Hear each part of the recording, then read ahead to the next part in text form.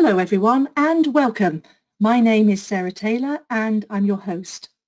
We're delighted to welcome our partner Testbirds who are jointly collaborating with us on today's interactive webinar. As this webinar is interactive, we welcome you to join in the discussion and debate some thought-provoking discussion with our experts. But before we start, please take a moment to check your audio-visual settings while I run through a few items about this session and how you can take part. Today's webinar will last approximately 1 hour. Within that time, you will have many opportunities to interact by simply typing your question to us in the questions box. To type your questions, go to the control panel at the right-hand side of your screen and type your questions under the questions drop-down. Please don't be shy. All questions welcome. So without further ado, let's meet the presenters. Jeff Thompson from Qualitest and a warm welcome to Carl Fryer from Testbirds. I'll now hand over to Jeff and Carl who will tell you a bit more about themselves. So Jeff, Carl, over to you. Hi everybody, my name is Jeff Thompson and I work for Qualitest, and I'm really pleased to be here today with Carl to talk to you about customer journeys in BFSI. My background has been in testing now for about disappointingly for me, 40 odd years, starting off on mainframe testing, going through year 2000, and in the latter years of my life, now account managing big testing commitments for Qualitest. Carl, would you like to introduce yourself? Absolutely, thank you, Jeff. Yeah, so hello everyone, my name is Carl. I work for Testbirds. I've been working here for about 4.5, nearly 5 years within the testing space, so a little bit less than Jeff there. But essentially, I work in the accounts team, leading the team within the international business unit, helping clients all over the world with their sort of crowd testing requirements. Thanks, Carl. Well, obviously, Carl and I will interact throughout this presentation, so you'll hear a lot more from both of us as we carry on. But before we do that, we just want to introduce our own companies. And before I do that, I just need to explain to you that behind me is actually real. So I'll take questions on anything you can see behind me later on. So who are Qualitest? Qualitest are the world's largest AI-powered quality engineering company. What do I mean by that? So there are lots of companies that do testing, but we're the only independent company with over 5,000 testers around the world. We also have our own AI-powered engine that helps us with our quality engineering. Excuse me. We'll talk a little bit about AI later on.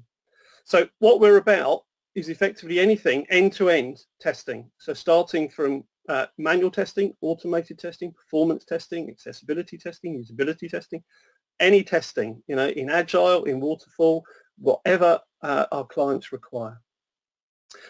For the last 6 years, Gartner have recognized us as a visionary, and a lot of that has been around our AI-powered technology that is helping testers to understand better the scope of their testing. So we provide not only physical testing, but advice and consultancy to testing organizations on how to improve what they do. Qualitest has been around now for many, many years, so but it's probably the biggest secret out there. So I will understand if a lot of you have never heard of us before, but we are the largest and we do provide exceptional service to our customers. I'll hand over to Carl now, who will introduce Testbirds. Perfect, thank you, Jeff. Yeah, so Testbirds at its core is a crowd testing agency. We've been going since 2011, started in Munich, but then grown into places like London, where I'm based, and Amsterdam as well. But the whole premise of crowd testing is to sit as another type of testing alongside the stuff that Qualitest do. The whole idea is that we have 600,000 testers on a global scale who are real testers, meaning that we can give access to our clients to test with real people, real locations, with real devices. And we test on both functional and usability services based upon our clients' goals. Our testers each have 65 different demographic criteria, so it always means that we can really find the individuals that our clients are trying to hit, whether that's for BFSI or for telcos or whatever it is. And essentially it means that we can give that real aspect to testing in real environments with real people to give sort of real feedback in that sense. So that's TestBirds as in a sort of nutshell. But maybe then we can kick off today. And Jeff, actually putting this on as a question of you and to the title of today's talk is maybe you could take us through a little bit about what you think and your thoughts about what's happening in the CX landscape currently in the BFSI sector. Thanks, Carl. Yeah, no, it's a very interesting time at the moment, I think. My role in Qualitest is to account manage some of our largest accounts in our BFSI sector. So that's banks and insurance and finance companies. And I think traditionally that's not been an area where people have seen customer experience, technology-driven customer experience, as actually a critical element of the business. But more and more I see that the phrase customer journey is being referenced by our customers as something they're trying to establish. So that they're digitizing their services to enable their customer to interact with them over the computer, because as we've seen during these COVID times, you know, a lot of our high streets, branches and agencies that you'd normally go and meet, they're just not there now. So actually we need, the banks and the insurance companies need to provide a more online service. I've even heard, for example, that when you're in debt with a bank, that may be completely handled, or there's a goal to have that completely handled by the computer. So you don't have any human interaction outside of, if everything goes smoothly, obviously. So what do we mean by customer journey? Well, the customer journey is effectively the end-to-end journey that a customer does in a given area. So that could be loans, that could be banking cash, it could be taking a mortgage, it could be any of those kind of things. It could be buying insurance, so buying a household insurance or buying life assurance or whatever. So that's actually a customer journey. And what we're talking about today really is how that customer journey, what it's built up of. And within that, there are many facets. So I would say the traditional testing that we all consider, as I said, I've been doing this for a long time. When I first started, we did for our internal users, where we checked that the systems worked, that they performed, that they were usable internally, etc., are still just as valid today. So the services that Qualitest provide around automation and performance testing, around manual testing, etc., are still exceptionally valid in a customer journey. We still have to prove that we've at least achieved the requirements of that journey when it was originally developed. However, now we move slightly further out, because actually our customers are no longer internal. They're all external, certainly within the banking and the insurance world. And that's, but that does depend on where you are in the world. I know, for example, that in the UK, insurance, for example, we mainly buy that over the internet. But in other parts of Europe, it's still a predominantly human interface situation. So there is a cultural change as you move around. But fundamentally, it's still a customer journey, whether you do it with a human or with a computer. Excuse me. So basically, traditional testing still exists. But as an example, these are generic numbers. They're not numbers that are specific to BFSI. But if we look at this, £50 billion a year is lost by having a service that is poor for the customer. They get halfway through, they find buying or using it too difficult, and they drop out. You know, the other angle to the customer is the accessibility of our systems to our customers. You know, something in the region of 15% of our computer users have accessibility issues. So it's not just about does it work for the average customer. It's very important that we make sure that that additional 15% are also, does it work for them as well? Excuse me. Because in that world, there's £180 million lost each year because people just can't work out what to do. And what I mean there is, if you know, let's assume you're blind, and there's a title on the screen. You're looking for the system to tell you that title exists. If that doesn't happen, you don't actually know what screen you're on. You can probably imagine if you're not if you don't have that that problem, you can't imagine what it means to people when they can't actually find their way around. So basically, as I say, traditional testing doesn't go away. There's kind of an extra layer now, which replaces, to a certain extent, what we used to do internally. Yeah, so where we used to get internal people to verify that they could now use the system. But there is we talk about usability and we talk about customer experience. We talk about user experience, customer experience, and there is a subtle difference between the two. I think practically when the terms were coined, they were the same, but over time they've evolved into two completely separate things. So customer experience talks about your overall experience with a brand. So you'll hear us talk about customer experience, and that's fundamentally everything that you do with it, that you have to do with it, whether that be human interaction or computer interaction. And then the user experience is more transactional. You know, I'm trying to take a loan. I'm trying to buy insurance on this one occasion. So there's no sort of brand loyalty involved. It's about that particular transaction. So, excuse me. So brand is a big influencer over the experience.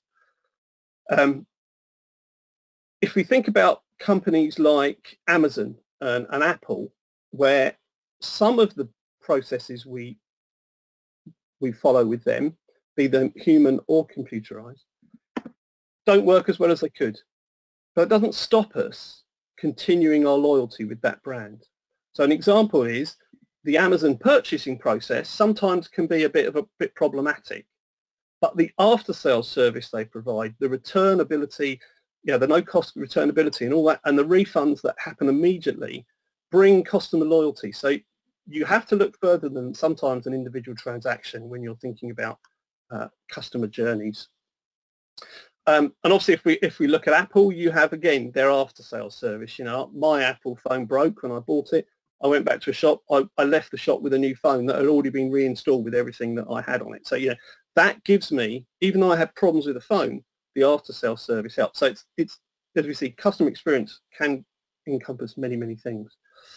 What I wanted to just quickly run through while we're doing this is some of you may or may not have heard of Maslow's hierarchy of needs. It's a hierarchy. Maslow's is a human hierarchy that starts with the fact that we need to eat and we need shelter, and that's the minimum requirement for a human being. And then you move up to the point where you get to the very top, where you've got wealth, you've got property, you've got assets that are not necessarily things you're dependent on to live. Yeah, they're just nice things to have. And over the years, people have looked at this from a customer journey point of view. If you look at the bottom of this, the accurate and availability part, then this is what people need as a minimum. They need their interaction to be accurate and they need the system to be available. Yeah, and that if we can meet that, the chances are we'll keep them. But if we want to keep them for that transaction, if we want to keep them for the journey, we need to ensure they can engage with the content so it's connected. We need to ensure that the format is appropriate. And in format, I go back to the accessibility again. You know, if our customers have accessibility issues, we need to ensure they have the appropriate front end to work with. And then finally, when it becomes enjoyable, when the brand takes over, that it's intelligent, it's working with you, it's understanding. You know, with big data, etc., and AI and chatbots these days, we interact more with the computer, and actually it can be relatively enjoyable. I'm not suggesting that I would go off and chat to a computer at any moment in time. So that's kind of the extent that, Carl, in my view, of where customer journey starts and finishes.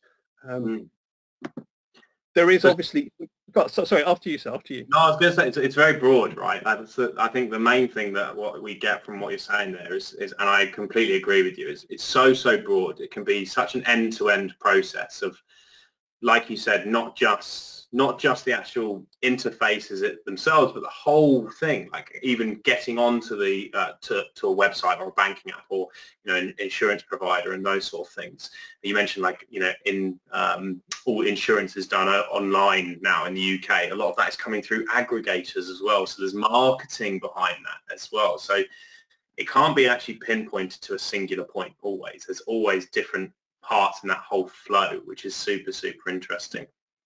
And actually, I love that you've brought up Maslow's hierarchy of needs, because it's actually really, really interesting, because this is where customer feedback is so, so important. And you've also mentioned, there's different types of customers. It's not, 100 years ago or 50 years ago, it was very much, this is your customer, full stop. Now there's much broader array of different customers and needs of customers, like you say. So you have to sort of climb up that ladder to be competitive nowadays, massively. So, I mean, it resonates hugely with what we do and what you do as well, Jeff, with your customers. Yeah, yeah.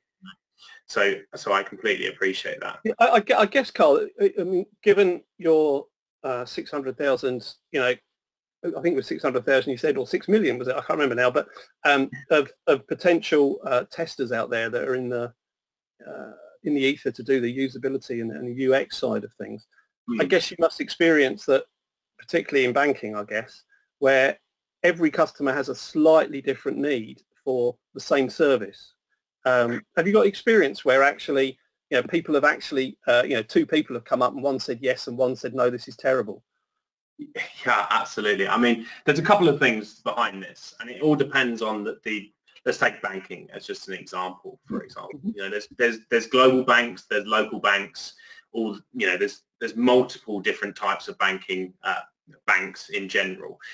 But the key differences can be their customers, and you're completely right. There's a couple of things that I always think about it when looking at the demographics of different types of individual. The first is their age group. A lot of the time, we talk about banking and a lot of this sort of digital first banking now, and challenger banks coming in. That's a whole another topic that we can definitely go into for sure.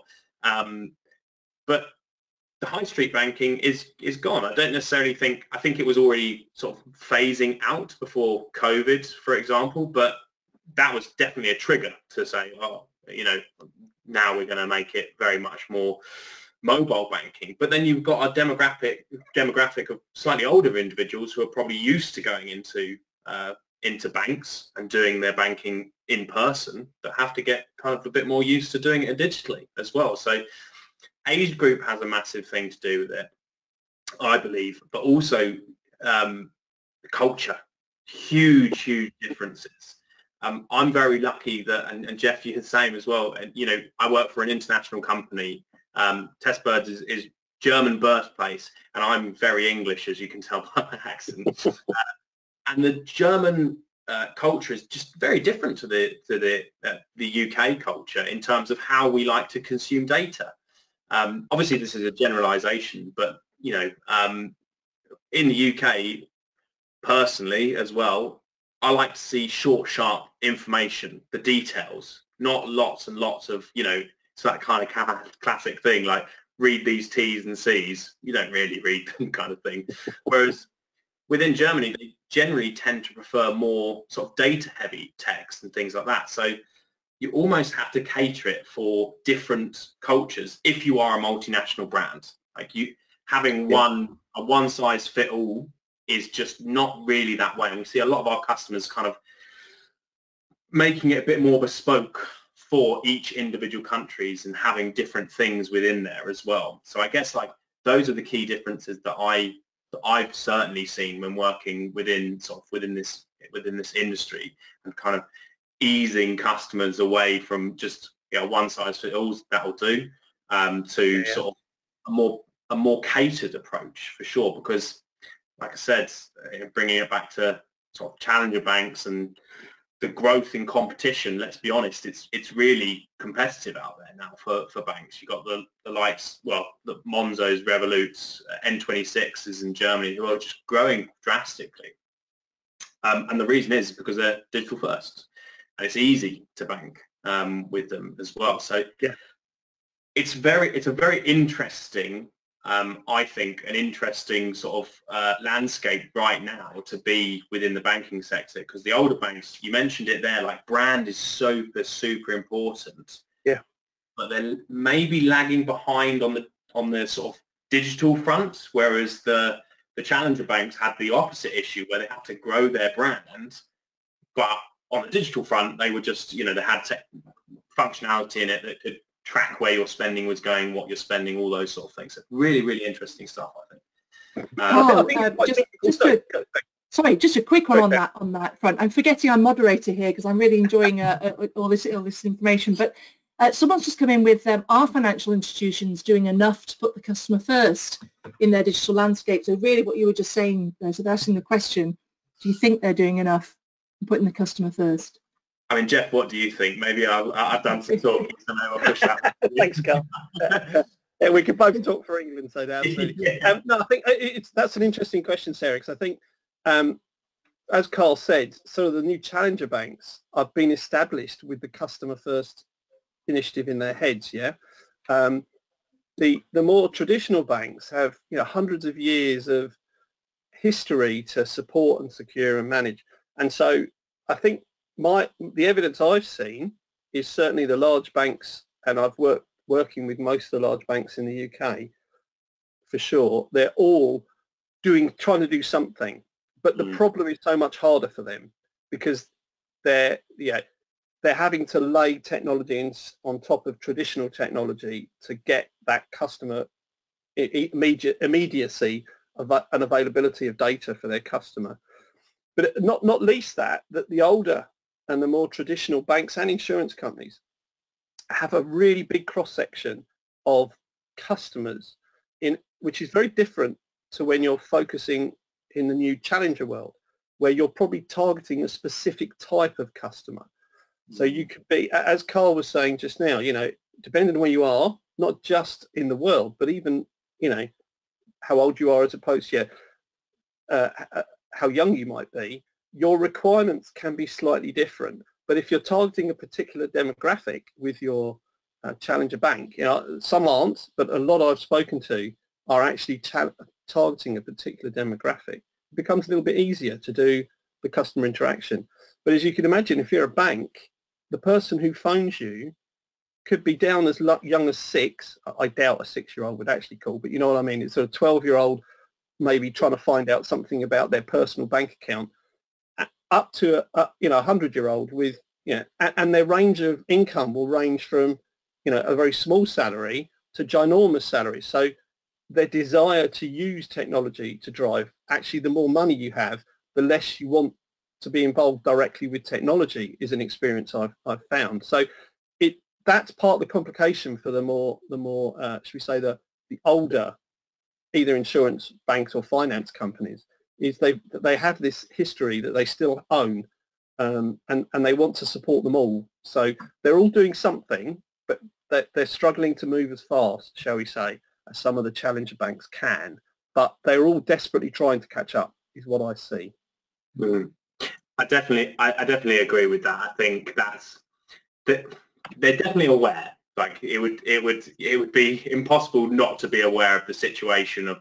There was some, let's be honest, the challenger banks, when they started to really come in sort of 10, even 5 years ago, some of them, it's an obvious sort of competition, and you will always have that. And that's good. It's good for growth of businesses and things like that. But I think the older establishments, whether it be banks or insurance, of course, they do rely on their brand a lot, and that gives them extra time to do things.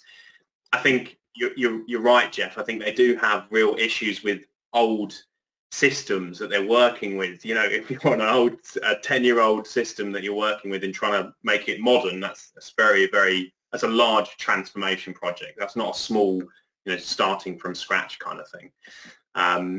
But definitely, that's not to say they can't do more. Like, of course, everyone can definitely do more. I think where they're at the moment is probably they're very, very aware of it. Are they putting enough into it? Maybe not. Maybe there's more of that landscape that we could be doing, but that's for everything. I definitely don't want to disrespect any of the large banks or anything like that. Please don't come and find me, but there's always more that you can be doing in the CX world for sure. Thank you. Brilliant. Was there any other questions, Sarah?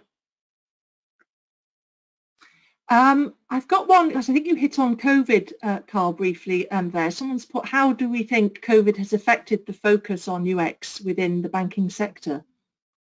That's a good. Our opinion. Yeah. It's a good question. Yours, Carl.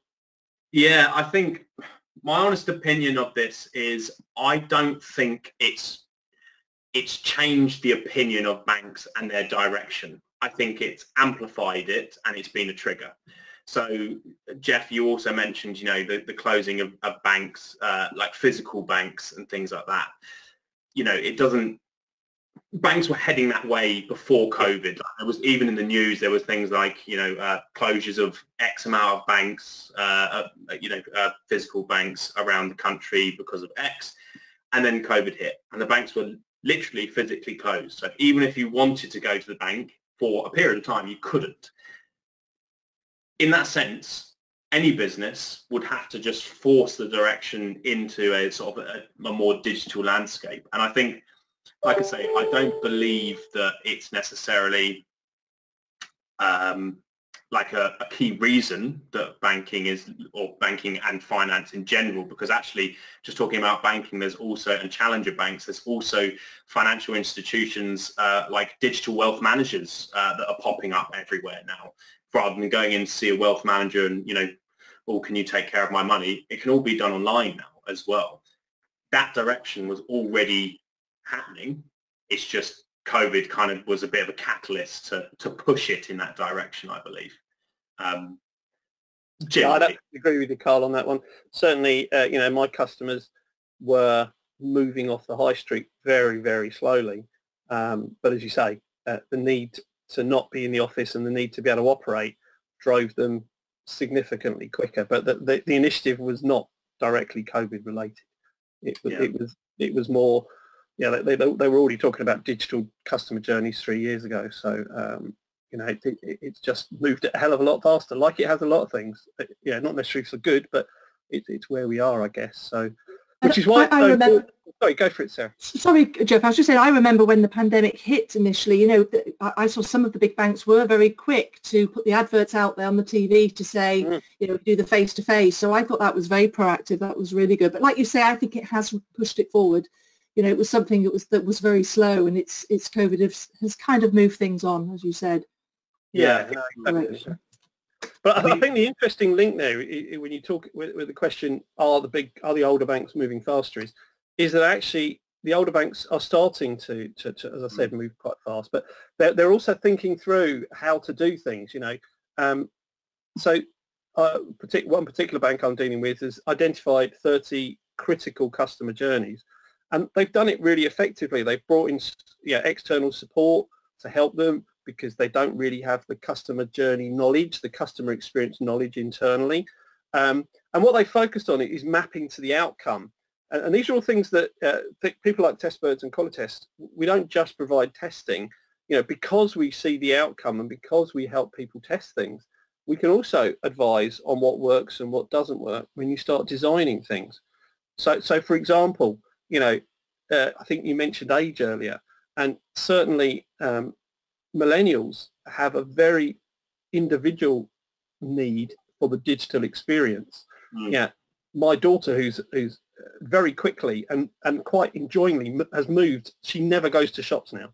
She hasn't been going to shops for about 4 or 5 years, because she just buys everything online and it gets delivered, and she uses her time to do other things. And I think, again, when you're thinking about customer journeys, you need to think about who those customers are and where they come from. But there are other components of that, like the chatbots and how we interact with them. And I think the interesting thing about them, and I'll ask you a question in a minute if you don't mind, Carl. But cool. The interesting thing with them is that you can't really define a proper journey, but you need a chatbot, because you don't know where each individual customer is going to choose to go next. You can direct them to a certain extent, but they still might want to go somewhere else. And what you don't want is that rejection message saying, error 404, because you've lost the customer. I remember this would have been a while ago now, when we first went to electronic telephone answering, and how it caused a real problem in the testing industry, because we didn't know the expected result. And if you go through any of the training and you are a tester, you'll know that it's really pushed hard, that you can't, that there are two components to a test, the test case itself and the expected result. But in this world of customer interaction, the expected result cannot always be defined. What what you have to do is to look at the end result and say, is it acceptable, rather than does it match a requirement? Now, obviously, you can run a path that somebody's designed, but if the first call is, would you like to take a loan, and you say yes, and then you want to say, I want to spend £500, and they just keep asking you, how much would you like? No, I want to spend £500. I don't know how much I can have, and the system can't cope with that. You've lost your customer, yeah? So I guess in the UX stuff you do, Carl, you've probably got experience around that, haven't you? Yeah, absolutely. I think this is it's a really funny point, because I think we've all talked to a chat bot, a voice bot, or anything, anything that's AI, and it's, you get to the point where you're typing or calling and saying, I just put me through to a real human, and then it puts you back to the beginning. It's the most frustrating thing in the world. But absolutely, I think this is where definitely testing of any form of sort of AI or custom-facing AI is super, super important. And we all know that, let's be honest, companies are trying to lower the amount of calls going through to customer contact centers, because that's expensive. Yeah. So actually, it's about defining, like you said, Jeff, defining that real path and understanding that real path and what is the expected results. We do sort of we call it chatbot testing, but it can also be sort of voice testing as well, where you have to consider actually quite a lot within this when looking at sort of or testing it.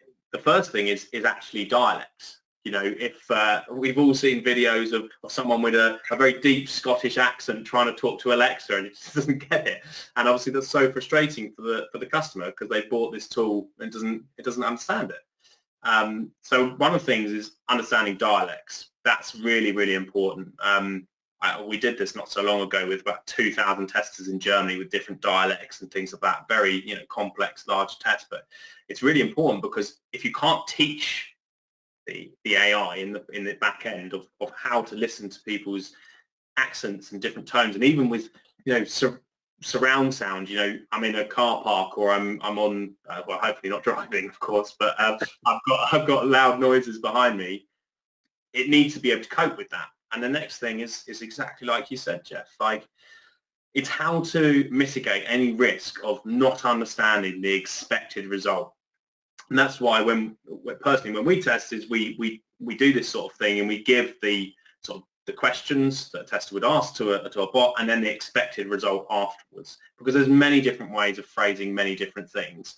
But the main and the most important thing is to make sure that your customers who would use these tools are going to be satisfied, are going to get the information that they need. Because if they don't, and they can't get through to a human being, you're going to lose a customer very, very quickly. And I think we've all been there, where we've tried to get through. You tried to get a question answered from a chatbot or a voice bot, for example. You just can't seemingly get through and can't get the point across. And then you go, do you know what? I'm actually done. I'm going to threaten to leave, because then I know I'll get contacted. That's not a happy path for a customer. No.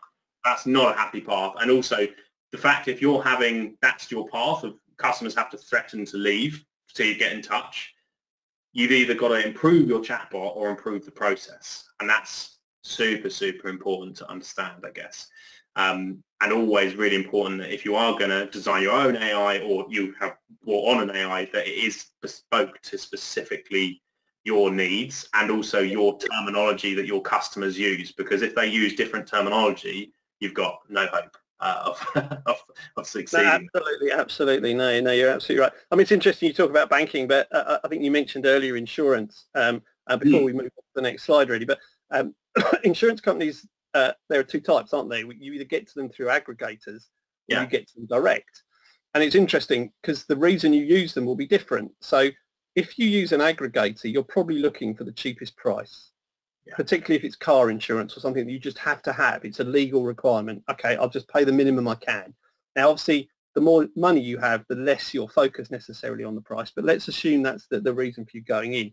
So you'll pick the cheapest one that's turned up on your computer screen or your mobile, and you'll click through. But that takes you into their main system. So the first thing they've done is ensure that they can get that quote up into the aggregator within milliseconds, so that they appear. But then when you hit their website, if it's asking you questions that you've already filled in somewhere else, or or it's not that user friendly, you may well drop out the process and drop back and pick the next cheapest rather than the cheapest. So it's not just, it's interesting how insurance companies will work really hard to be the cheapest, but if they haven't got a suitable customer journey on the back, then actually, and that's more requirement based, because it is just form filling. But then the interesting thing is you then look at the companies that do it directly, and they charge more. They'll charge more than you'll probably ever pay through an aggregator, but they have a ginormous customer base. And that, I think, is probably, I don't know if you agree, is linked around the trust you build around with yourself and the customer. Excuse me, that it's a secure and safe way to actually do business, which brings me nicely to the next rather attractive man throwing his money around. Jeff, just before you do that, I just want to remind the audience today to please keep your questions coming. This is for you and your chance to ask our experts any burning questions you may have. So we welcome you to send them at any time. I'll pick them up. So please go ahead and put them forward. Thanks, Jeff. Just want to remind the audience. Thanks, Sarah. Thank you. So what do I mean by trust? And in this instance, the customer perspective, what I mean is that, as an individual, it's not just the customer journey is often based around the trust that you have in the organization that you're working with. Now, I'll switch back to my accessibility question earlier, which is a service we provide at Qualitest. At the moment, a lot of organizations will just do what we determine and call automated testing, which is compliance with the standards. So in the UK, for example, we have the WCAG standard. It's not just UK, I think it's worldwide, but, and every country has its own variation of that. But that fundamentally is about 25% of the user journey. It's just almost like doing system testing, yeah? So you're proving you've met the requirement, but you're still not proving that it works for your customer. So, yeah, we do something called paired testing, where we get testers who have no accessibility issues and testers with accessibility issues working together through apps and websites, so that somebody with accessibility will very quickly trust the application they're working with, because they're dependent on, call outs from the screen and vibrations in their mouse, all that kind of stuff that happens when you interact with a website and, for example, you can't see. So the trust is a really, really important part of this, and you build trust by having good customer journeys. But then you have the challenge that we just talked about of how do you prove that customer journey is actually what the customer will use.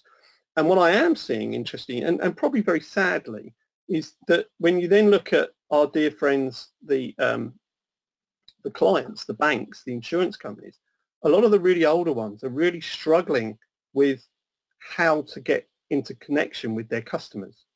Yeah, so if you take a challenger bank, you referred to them earlier, the likes of Monzo and all those kind of things, they started from a customer-centric base. So they worked with customers, they understood what they wanted, they developed systems the customers needed. A bank is now trying to retrofit the customer, the older banks.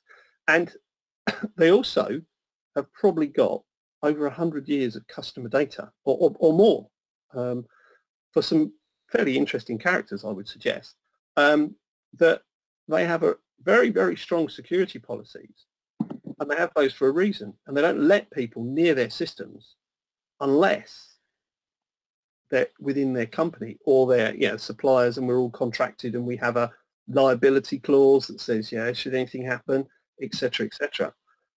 So I'm fascinated, actually. Obviously, from an accessibility point of view, we have that challenge, and we manage that with contracts and sometimes using internal customers. But I was interested from your point of view, Carl, how you manage that that situation with the banks and insurance companies that really are nervous about allowing external people that aren't customers access to their systems.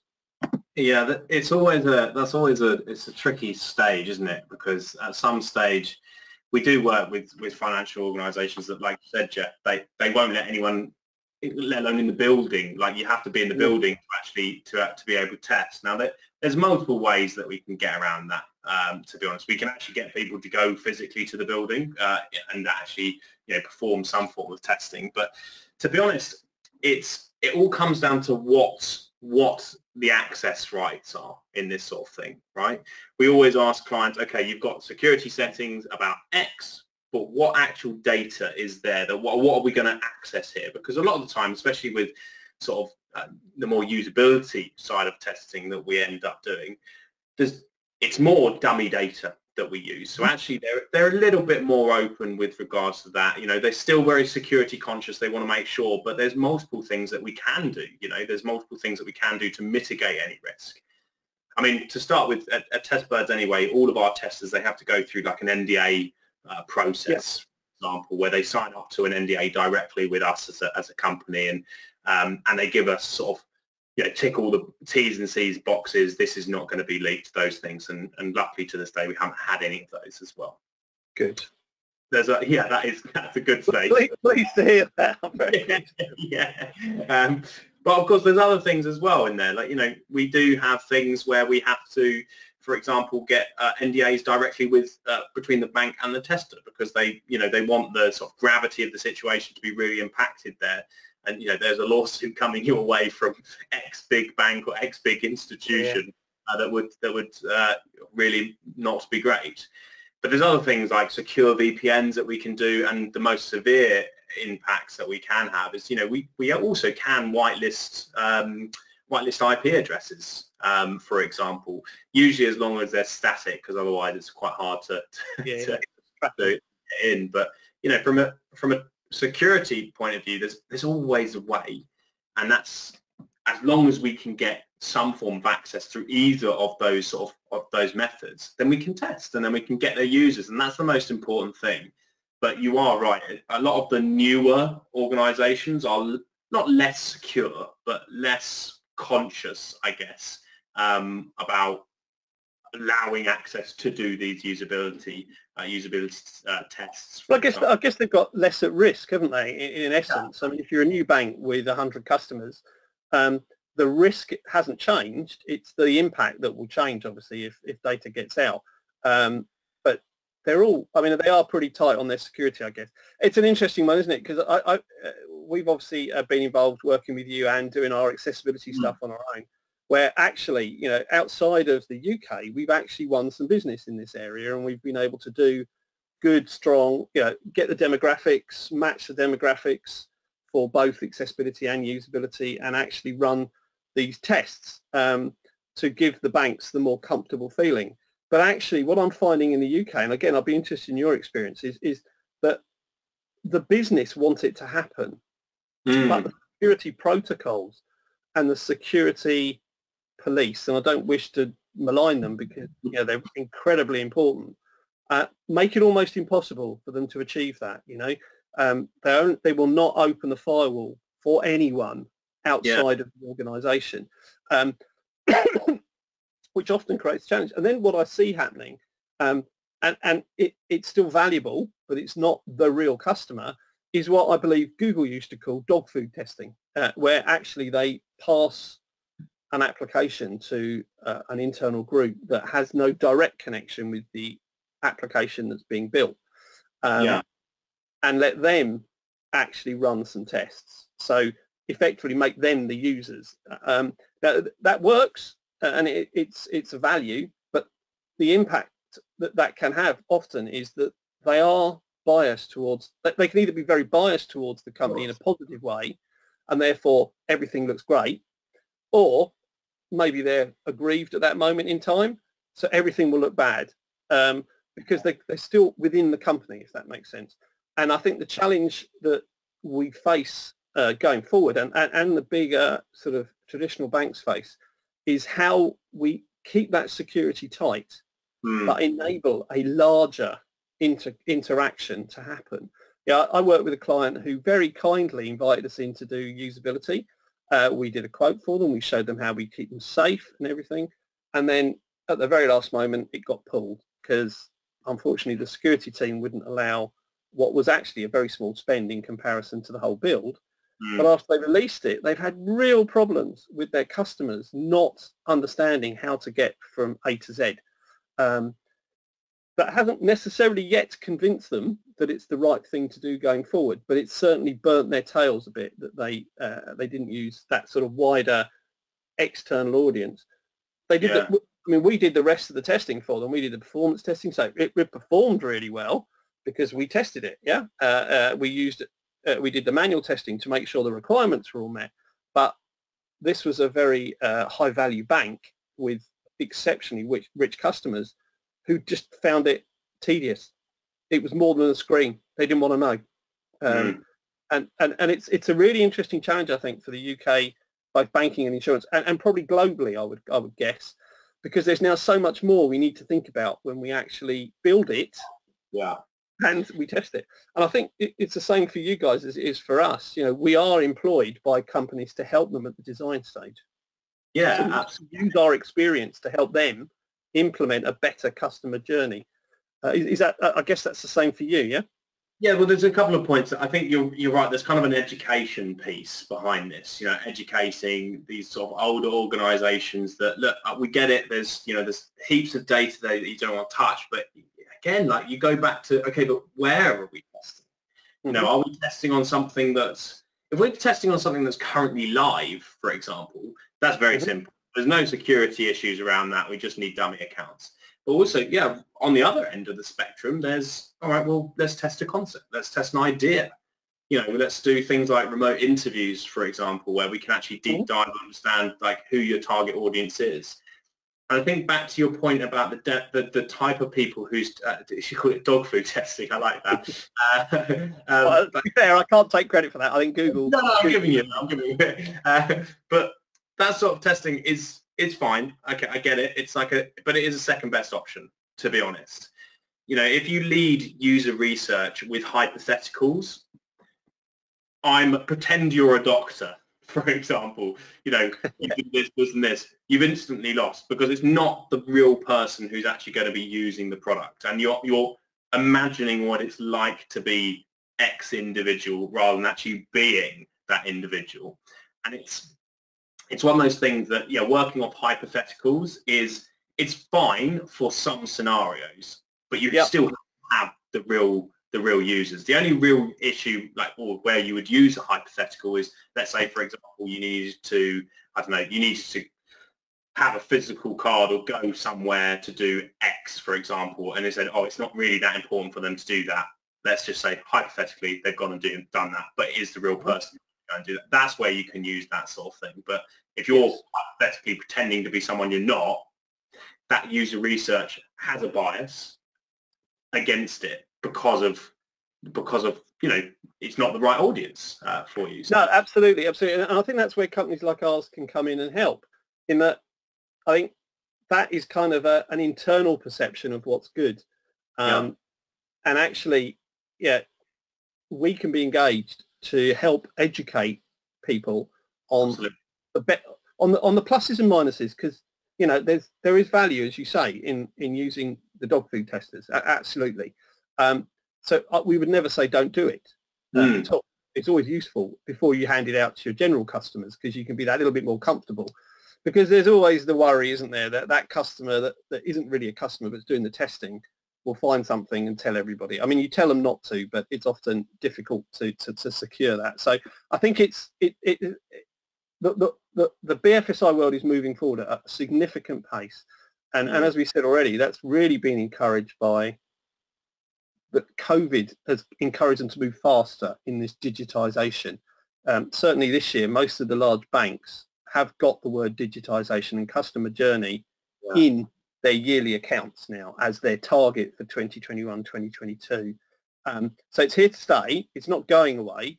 And as traditional testers, we need to start to learn that testing doesn't necessarily end when we've proven the requirements are met. There is that step afterwards where we need to encourage people to start thinking about how they engage with their external customer, how they make sure. And you're right, doing things after it's gone live can be useful. but actually has the risk of finding something really serious, and it's too late. You're live. Customers are already in there. You know. Yeah. So it's an interesting challenge for the banking and financial industry, you know, in the UK and across the world, as to how their traditional test teams can evolve into a test team that's not necessarily driven by expected outcomes, for example, and all that kind of thing. It's an more interesting experimental kind of thing. Yeah, more experimental. Yeah. Well, there's a whole trend. I'm glad you said that word. Actually, there's a whole trend I've read in the industry where, you know, they're saying that we're experimenters. Yeah. We're not necessarily testers now. We become experimenters. We're trying something and saying, does that feel right? Does that feel as if it's doing what it should do? So, you know, maybe there is a change in in the style of how we do things. Well, I think that's actually really interesting, because I was reading about this not so long ago about, like, just the BFSI sector in general, and obviously the phrase digital first, because obviously that's been around for quite some time, but actually they're moving towards a I forget what it's called now, but it was like an objective first move, or more of a sort of understanding where the gaps are in the market. So it's actually, instead of sort of backtracking and saying, okay, now we need to be digital first, it's actually, okay, no, let's look at us opportunity first. That's what it's called. They were calling it. Actually looking forward from that, saying, okay, we're doing digital first, but let's look one step forward as well. Let's be experimental. Let's do some more research. Let's look at opportunity first to see where are the gaps. What is the next trend? I mean, you know, we talked about challenger banks and even like digital wealth managers. They kind of led with that, but with the phrase digital first. But there is, of course, even for those individuals, opportunity to stagnate. And unless you're looking at that opportunity first, that next step, that experimental phase, then you're always going to fall behind.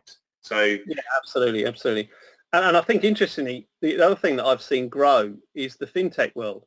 You know, 2-3 years ago, it was around. People were developing for the more traditional banks solutions that would be more customer focused. But in the last 2 or 3 years, I was on a few chat groups, and now I'm inundated with fintech companies who are now almost embedded within the larger banks, the older banks, developing stuff internally to help that bank become more opportunity led or customer led, which is a really interesting move, I think. And that's more experimental R&D, which brings another angle to your testing, really. If it's R&D, how far do you go before you actually do something? But that's probably a story for another day, given our time. Yeah, just looking at we've been chatting for quite a while, so I guess it might be a time to hand back to Sarah to say, are there any questions, Sarah? Thank you. Thanks very much. There are a couple of questions, one relevant to what you've just been talking about. Is there a balance, do we think, between security and UX with stringent data protection laws? Yes. We live that. Yeah, I think this is really interesting, especially when you're talking about data security, and there's a big buzzword out there at the moment. Jeff, we spoke about this a little while ago with PSD2, for example. There's a lot of new rules around authentication in payments. But actually this came up, I was speaking to one of our payments project managers the other day, and it came up and it just really interested me, because I thought, no, that can't be right. It's the opposite. But she was basically telling me that actually people are becoming more aware from a sort of a security perspective, that they are having to go through these sort of authentication processes, that when they don't get authenticated, we had actually feedback from testers saying, oh no, I was actually expecting to get an authentication there. And that for me blew my mind, because I've always been sort of very low touch. You know, the security side versus my expectation was, you know, I don't really want too much barriers to entry, but actually there seems to be, because of things like PSD2, sort of a little bit of a shift where even with our cards now, you know, with 3DS authentication and stuff like that, you have to, every 10th payment, put in your PIN, for example, things like that. But people are starting to expect that a little bit more. But of course, you've got to, as a company, you've got to match the the specific requirements that's set out with 3DS, PSD2, those sort of, and PSD3, which is coming, but no one knows anything about it.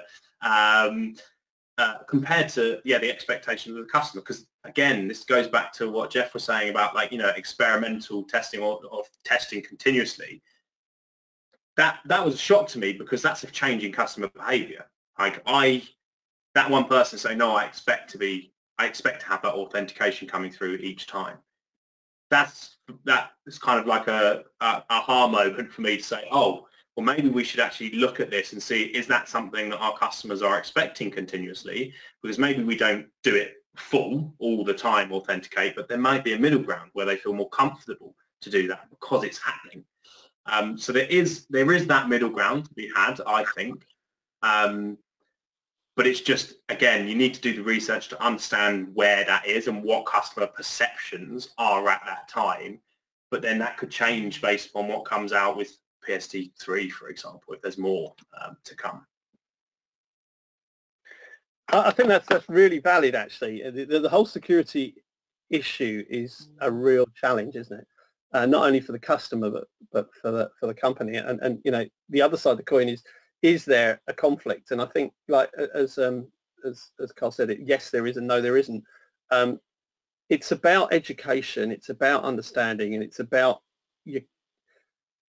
if we step back to what we were talking about earlier with banks, not large banks with lots of data, not letting people into their environment. That says more about their environment. It does about their security. Yeah.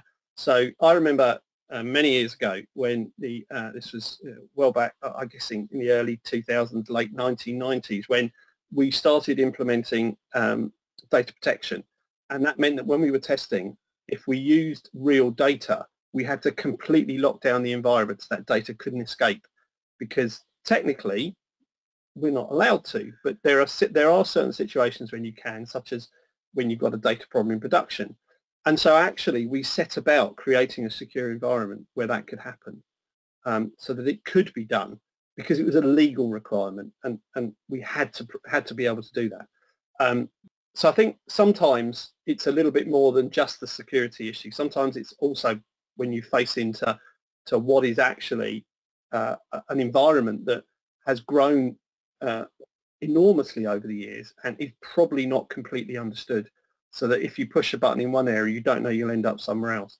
But in today's world of cloud testing and environments in the cloud, you can invest in totally securing them, which would make it safer for our usability or Testbird's usability people, our accessibility people, to access that system during test and not bring any risk to the organization. So I think that there's a movement that has to happen to make that work, really. So, Jeff, Carl, I'm just conscious of time, so I'm just going to encourage just do a final sweep for the attendees today if they want to jot down any final questions, because we are coming to a close now. We do have Harvey Kleeman, our UX practice lead in knowledge and innovation, who's on this webinar as well. So if there are any questions, there might be something that Harvey can come in on as well where relevant. I have got one other question that's come in, and then we'll shortly close after that. But so please put questions through. What do we think banks have done to make the process easier for their clients? That's a very good question. I think we've already talked about the challenger banks, where the challenger bank is first and foremost customer centric. So they do what they do to enhance the customer journey. So I think to that extent, they've done brilliant things for themselves. But because of their hold on the market that they gain, that itself is rolling over into the more traditional banks. So I do think the banks are really trying exceptionally hard to do this. But I think it's the old phrase of turning the Titanic. Yeah, in a challenger bank, it's like turning a motorboat. Yeah, you can turn on a sixpence. But with the more traditional banks, it's a larger journey for them. And I do seriously believe they are all moving in that direction. They have a way to go, and they have some learning to do. But I think that again, would you agree with that, Carl? Yeah, I think so. I mean, there has been, to be fair to them, there's been a lot of movement in the industry with regards to things like consolidation of all of their services into one app. So like now, you could go onto your banking app and you can see your mortgage, you can see your current accounts, you can see your savings account, all in one app. That used to be very, very separate 4 years ago, even in the mobile world. I know that mine changed quite a bit as well. So for the better, of course, that's why I'm still with them. But I think there has been that sort of, that coming together of different services into one app to make it easier for your clients. So there is need, and there is a push there, and you can see it. Of course, whether it's slower or not, that's a different question. But I think we've already said what it is. But it's getting there. But of course, like I say, there's always more to be done. One little anecdote, actually, one of the banks I'm working with is now using, this is an old traditional bank, is now looking at the customer's life history of payments, and is able now through tick box when you join, is actually to identify if they can, for example, save money by moving their electricity to another company. You have to get permission for that information to be provided, but they can do that now. And they're actually, when you flip into their app, they'll say, did you know that if you put your energy with company X, you could save £50 a month or £20 a month, whatever. So I think, that is something the banks are doing that possibly the customer isn't asking for, but is enhancing the customer journey and will very soon become a norm. So they're leading that trend as opposed to the challenger banks, which aren't leading that trend necessarily in the same way. So yeah, it's an interesting market we're working in at the moment. Okay, I'm just looking to see if there's any more questions. There isn't. So I think that's really good timing, guys. We're a little bit over, just by a few minutes. But thank you to everyone for your questions and for interacting with us today. If anyone has any additional questions or comments about any of the discussion in today's webinar, please get in touch with the presenters. Their details are on screen right now. Or reach out to me and I'll make sure your question is answered. My contact details are included within an email which will follow once the webinar ends. I'd like to close by thanking our presenters Jeff and Carl for sharing their time and wealth of expertise today, and sincere thanks to our partner Testbirds for jointly collaborating with us on this webinar. It's been an absolute pleasure, Testbirds. And I have to second that. Working with you, Carl, has been superb. Thank you for your support today, and thank you for the interaction. I think hopefully it's been educational for people and they found it very useful. But I think we've covered a lot of ground in the last 3/4 of an hour. So thank you. No, thank you. The pleasure's all mine. And likewise back at you guys. Excellent stuff. And an extended thanks to our audience today, of course, for joining us. So just a heads up before we close, you can save your seat at one of our upcoming webinars by visiting our website, qualitestgroup.com/insights/webinars. It leaves me now to say goodbye. So until next time, when we look forward to you joining us again, all the best and goodbye. Goodbye, everyone.